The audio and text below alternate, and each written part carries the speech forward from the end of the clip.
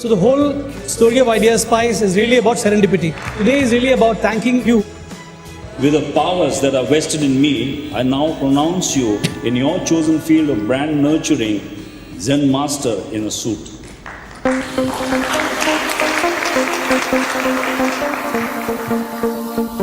My name is Sajith. I'm the CEO of Spice Holding, which is a company which started in Dubai and now has operations in other parts of the world. We had hit the glass ceiling. We had reached the point what you could do with just a bunch of friends doing the stuff they're doing. We were never on time. We never cared about the financial aspects. We never cared about what the client looked at. It was more about doing visual work. We were a bunch of artists really at that point. So there was no growth. We had completely stopped growing before we started growing. So we had every single challenge you can think of which an artist would have. If I look back at all the key milestones of the company, everywhere I'd see Rajesh in the scene. He's been a catalyst at every point when we've moved. Every struggle we've had, everywhere he's moved us out of our comfort zone, it's been Rajesh. As a business result, we moved from a little organization, which is a bunch of friends. We're now a global company. We employ over 65 people. We are in 9 different locations. We've got business verticals which go right across the creative line. And we run it completely focused on the client. It's purely based on results. At the same time, he's managed to keep the essence of the family feeling which the company has. So I think every little aspect of where we are today, I'd give a big part of it to Rajesh. We had multiple kinds of sessions and interventions from Rajesh's side. I still have individual coaching sessions where he actually forces me to find my own solutions as opposed to laying them out on the plate. You have to go through the struggle. He lays out the path and nudges me in the right direction. And I get a lot of big breakthroughs from these. It's a lot like a Zen monk giving you a koan which you toy with, you play with. From the team's point of view, to actually create the core team, a lot of times you feel when you're running a company at the helm of affairs, the business is not moving at the speed which you want to. All the wheels are not turning the way you should when you're driving the business vehicle.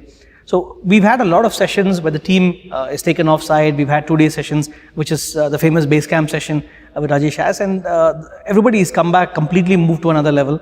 And I see the results immediately, the amount of ownership they take with the company, the responsibility which people take, and everybody has grown and become into senior people. There are people in my company Rajesh has been working with over the last 10 years who now are partners in the company, who head different operations, and there are some markets where I don't even look at it because these people actually run the company like it's their own company.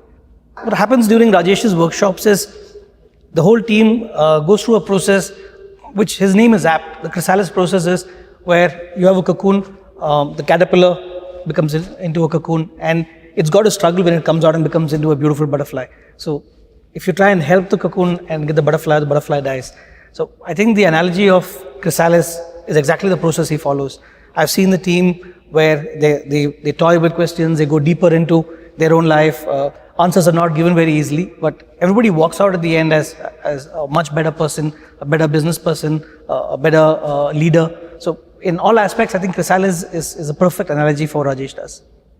I think the biggest breakthroughs which came about is realizing very bluntly that there's a sentence which Rajesh uses which sticks with everybody now is your own internal sleaze.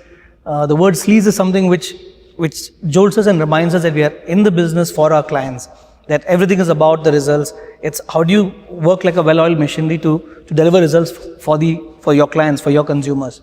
And I think the biggest result is that people go beyond themselves. The company has lost its selfishness. It's not about indulging yourself. It's really about making sure you do whatever it takes to make your clients succeed.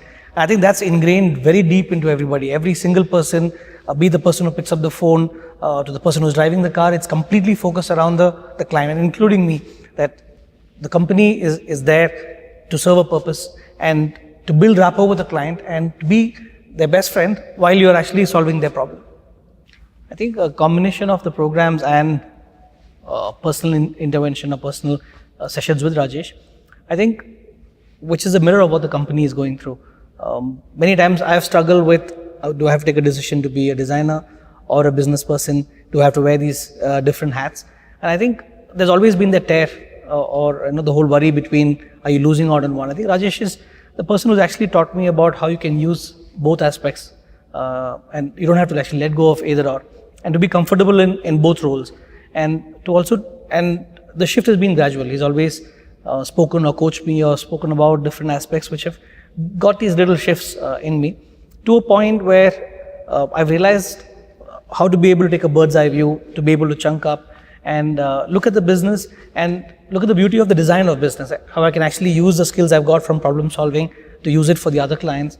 And when you have a thirst for being a serial entrepreneur, the fact that my business can allow me to meet so many entrepreneurs, and each one is like running your own business. So it's been about putting new perspectives, which has made huge shifts, which made me very comfortable, and most importantly, to get a fantastic balance between work and life. When we started off, we used to live in the office. We had bunk beds in the office. We used to be there at 5 in the morning. Just about simple things, about being able to do time management.